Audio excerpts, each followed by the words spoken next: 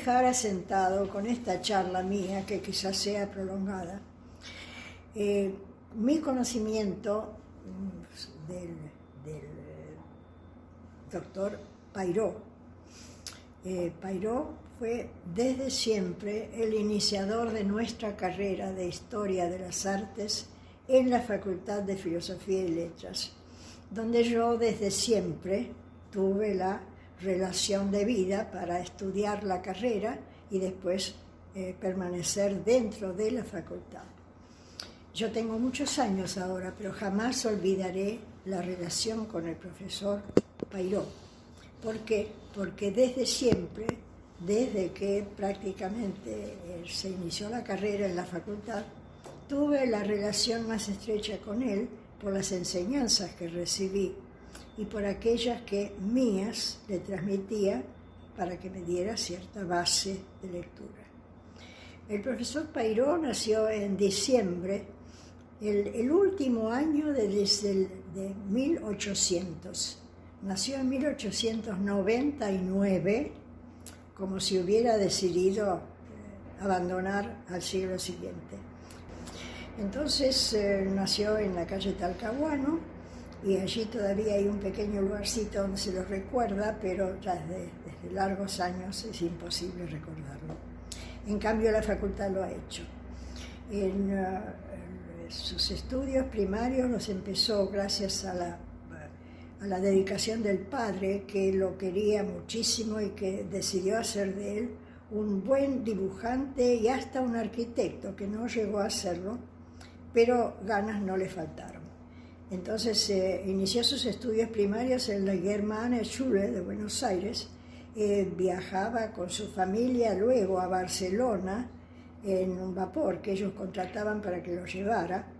Inicia sus estudios de dibujo y pintura con Joaquín Torres García precisamente en Barcelona, en la escuela alemana, donde continúa con sus trabajos, porque ella reconoce que poco sabe del alemán, pero que lo está afirmando con todo el entusiasmo. Viaja a Bruselas luego con el padre y continúa allí siempre insistiendo en sus estudios. Me tengo por los anteojos porque no hay caso. ¿Dónde los he metido? Acá.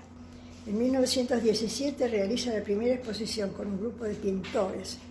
Termina sus estudios en el Ateneo y en la Academia. Inicia sus estudios superiores en la Academia Real de Bellas Artes de Bélgica. Es condiscípulo de Paul Devaux y regresa de allí en 1920. Pero se produce en su vida una cosa muy importante, porque muere su hermano Roberto, que había nacido pocos años antes que él. Conoce al arquitecto Henri van de Velde y comienza con sus artículos sobre arte en La Nación de Buenos Aires. En 1925 ilustra las tapas de los 2 tomos del Capitán Vergara de Roberto J. Pairó, su padre. En 1927, cuando ya es viudo, tiene 2 niños, pero ha perdido a su esposa, regresa definitivamente a la Argentina con sus pequeños hijos, y sus padres ya están en Buenos Aires para auxiliarle en esas tareas difíciles de educar a sus 2 hijos, cosa que logra. En 1928, el 5 de abril, muere el padre Roberto J. Pairó y comienza él a trabajar en la sección cablegráfica de La Nación de Buenos Aires, donde sigue colaborando regularmente todavía. Es la herencia de su padre que recibe de La Nación. En 1934 escribe en la sección Caminos del Mundo, también de La Nación. En 1937 dicta Historia del Arte en el Colegio Libre de Estudios Superiores. Publica entonces Las ruinas de San Ignacio, lo que empieza a dar lugar a las invasiones jesuíticas y a los lugares que allí recorre. Sus compañeros de La Nación festejan sus éxitos por sus libros Pintura Moderna, Mayor y Tintoretto. Y también publica Gutero, Ensor, Gauguin y la carpeta de Gómez Cornet. No le falta nada, pero sigue escribiendo.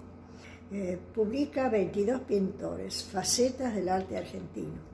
En el 1945 la SADE, Asociación Argentina de Editores, lo premia por sus 22 pintores.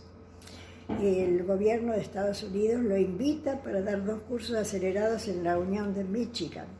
Es nombrado miembro de número de la Academia Nacional de Bellas Artes, junto con Juan José Castro.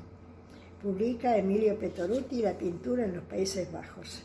También en 1946 publica Arte y Artistas de Europa y América y Grabadores Franceses. La Academia Nacional de Bellas Artes incorpora como académicos a Pairó y a Juan José Castro.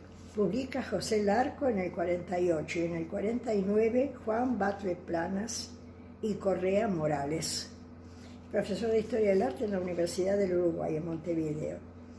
También profesor honoris causa de la Universidad República del Uruguay. Es profesor de Historia del Arte en el curso de verano en la Universidad de Chile. Dicta arte inglés en el siglo XVIII para el British Council, para maestros ingleses en Córdoba, en Cruz Chica. Publica Héroes del Color. En el 52 hace un viaje de estudios a Europa. Publica el impresionismo en la pintura. Publica Horacio Butler. Preside la sección libre de la Asociación Internacional de Críticos de Arte con sede en París. Es profesor de Historia del Arte en el Instituto Francés de Estudios Superiores. Recibe el título de Caballero de la Orden de la Corona de Bélgica. Publica ¿Qué es el fauvismo?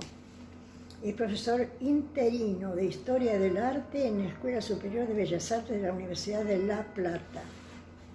Es profesor de Historia del Arte por concurso en la Facultad de Filosofía y Letras de la Universidad de Buenos Aires y director del Instituto de la Historia del Arte de la misma. En el año 1962 se produce un acontecimiento muy importante que continúa con la gloria que eso significa. Es la creación de la carrera de Historia de las Artes por el proyecto presentado por el profesor Pairó en la Facultad de Filosofía y Letras de la UBA, proyecto que no abandona nunca a pesar de los problemas que le ocasionan. Es miembro correspondiente de la Hispanic Society of America. Publica 23 pintores de la Argentina, 1810-1900. En el 71 le hacen un homenaje a la Subsecretaría de Cultura de la Nación. La Secretaría de Cultura de la Municipalidad de la Ciudad de Buenos Aires, el Museo de Arte Moderno y la SADE, Sociedad Argentina de Escritores, porque Pairó ha cumplido ya 50 años de actividad profesional en el 71. Pairó muere ese año, 1971. En 1972, la Facultad de Filosofía y Letras publica su obra Prilidiano Pueyrredon Joseph Dubourdieu. El Instituto de Historia de las Artes de la Facultad de Filosofía y Letras de la Universidad de Buenos Aires recibe el nombre de Profesor Julio E. Pairó. En el 73, el cuarto salón Ítalo se hace en homenaje al profesor Julio E. Pairó. Punto y colgón. Él nos dibujaba de repente, porque lo que había hecho, un poco para satisfacción personal y otro poco porque él decía que no servía para pintar, era pintar a las familias de Europa que había conocido, familias de la gloria de Europa, y las hacía aparecer como lamentables, ¿no? La reina y el rey, que eran grandes señores, él los hacía torcidos, y entonces nos mostraba lo que hacía y nosotros nos divertíamos en forma, ¿no? Porque teníamos que reconocer qué familia era, y nosotros la conocíamos por los temas que nos daban en los libros, pero él los hacía de otra manera. Entonces un día nos dijo, ahora los pinté a ustedes, y eso lo tengo, mira. Éramos 10. Entonces nos hizo como habitantes de un gallinero. A los 10, con plumas distintas, picos distintos, porque claro, cada uno tenía sus. Yo aparezco con una nena chiquitita, así, toda. Bueno, cada uno pero todos animales del lugar, como si fuéramos los participantes de su gran historia de los domingos, ¿no? Y después de eso nos repartió, uno a cada uno, eso yo todavía lo tengo divino. Son 15, un gallo, una gallina, un pollito chiquito, así cada uno con su particularidad. Eso no lo exhibía, por supuesto, pero para nosotros sí, se divertía haciéndonos. Entonces después nos llevó a comer pizza. Como habíamos hecho todos los personajes ahí, nos llevó a comer pizza.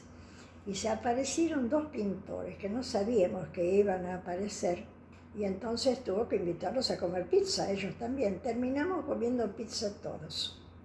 Un domingo en una pizzería que nos quería sacar y no podía, porque estábamos todos charlando, los pintores nos mostraban cómo pintaban, decían cualquier cosa.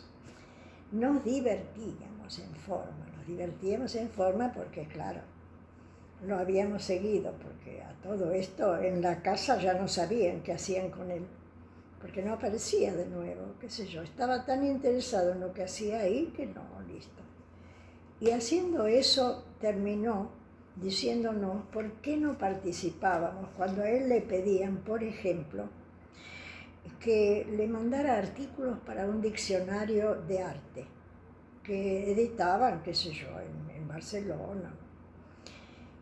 Y entonces nos pedía que cada uno hiciéramos sobre tal pintor un detalle, según la lengua en que lo querían, ¿verdad? Y ahí nos interesábamos porque teníamos la obligación de hacerle un artículo para el diccionario. Si era inglés, si era francés, si era italiano, si era lo que fuere, cada uno se sentía posible hacerlo y lo hacíamos. Lo hacíamos porque después él lo mandaba y aparecía en un diccionario de allá lo que nosotros habíamos dicho. Bueno, con eso nos divertíamos muchísimo también. Y Epstein, Epstein era divino. A Epstein le mandaban todas las entradas para un concierto de la calle. Entonces me hablaba por teléfono y decía, Susana, tengo 2 entradas, ustedes van, ¿no? Yo las mando. Y nos mandaba las entradas porque él no iba. Él tenía muchas cosas para hacer y qué sé yo. Entonces siempre nos mandaba las cosas que le daban a él para que nosotros las disfrutáramos, ¿no? Además de tocar el piano con la cola y todo eso, como hacía Epstein por su cuenta. Y él, el otro lo hacía también, ¿no es cierto? Así que pasábamos años tan lindos con eso, porque era ya tomarnos como necesarios, ¿no?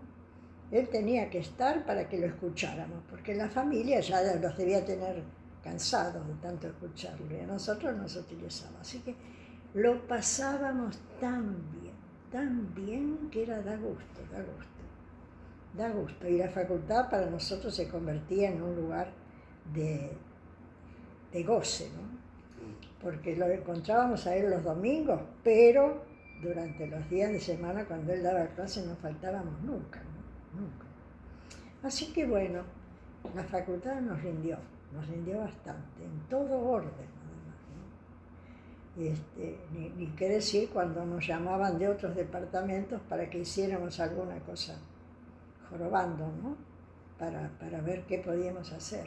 Increíble, porque éramos ya tratados como de la casa, ¿no es cierto? Como Pairó, es decir, la hermana de Pairó, que era pintora también,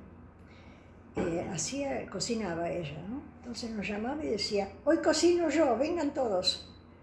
Y cocinaba bien, y además nos tomaba a todos como los que utilizábamos su lugar, porque ella pintaba. Pero el hermano nunca jamás quiso hacer ningún comentario elogioso sobre su pintura, porque dijo que él no era quien para elogiar a la hermana, que otro sabía, pero que él no quería hacerlo. Y alguna cosa de esas él lo dejó después en alguna carta escrita, que no difundía, pero que se la hacía llegar a la hermana también, ¿no? Y la hermana vivió unos años después de que él murió también. Y bueno, bien bien elegida, ¿no?, por nosotros, porque era una mujer encantadora.